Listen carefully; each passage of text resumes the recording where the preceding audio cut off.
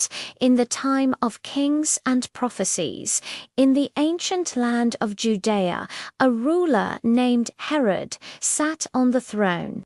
King Herod was a man of great ambition, known for his grand palaces and towering fortresses. But he was also known for something much darker, a deep and gnawing fear of losing his kingdom. His heart was consumed by power, and he guarded his crown with a jealous and watchful eye. Then, one quiet night in the small town of Bethlehem, a miracle unfolded. A child named Jesus was born. At that very moment, a new star, brighter than any other, blazed to life in the heavens. Far away in the east, wise men who studied the stars and ancient texts saw this brilliant light. They understood its meaning immediately. It was a sign that a new king, a prophesied savior, the King of all kings, had finally arrived. Filled with wonder and reverence, the wise men knew they must find this newborn king to honor and worship him. They packed their finest gifts and began a long, arduous journey, their eyes fixed on the guiding star. Their travels led them to the bustling city of Jerusalem, the heart of King Herod's kingdom. There they began to ask everyone they met, "Where is the one who has been born King of the Jews?" Word of these foreign visitors and their strange questions quickly reached the royal palace. When King Herod heard that men were searching for a new king, a chill of fear ran down his spine. He was deeply troubled. Another king in his kingdom. Herod saw this not as a blessing, but as a direct threat to his authority.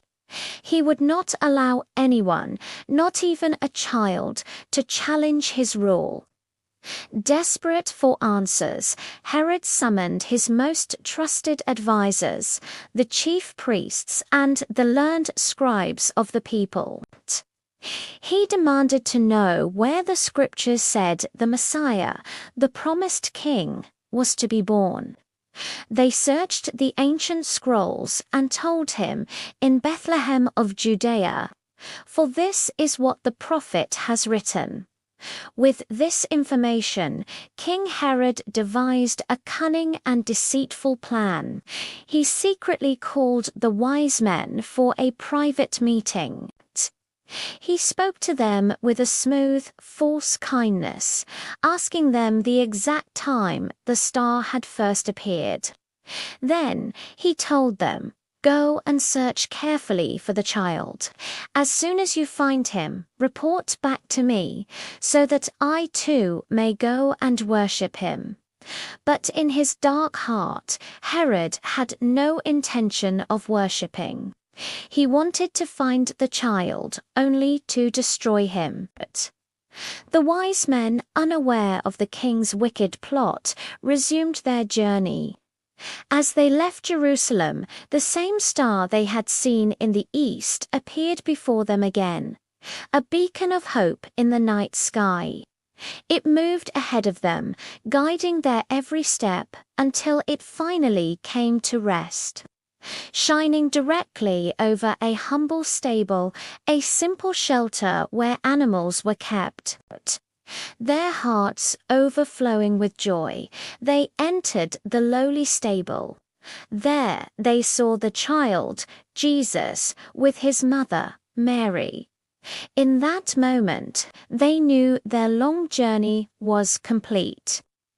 Forgetting their weariness, they fell to their knees and bowed down in worship before the tiny king.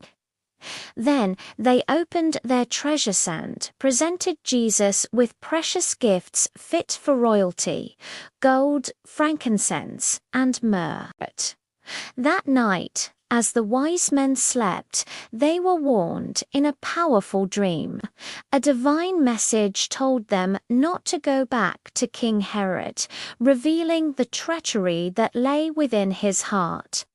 Heeding the warning, they chose a different route for their journey home, bypassing Jerusalem and the grasp of the furious king. They returned to their own country by another path, leaving Herod to wait in vain. Days turned into weeks. And King Herod realized he had been outwitted. The wise men were not coming back. His carefully laid plan had failed. His fear and paranoia erupted into a terrible, uncontrollable rage. He felt mocked and deceived. Consumed by his fury, he made a horrifying decision. He gave a brutal order to his soldiers, a command born from his desperate need to eliminate any threat to his throne.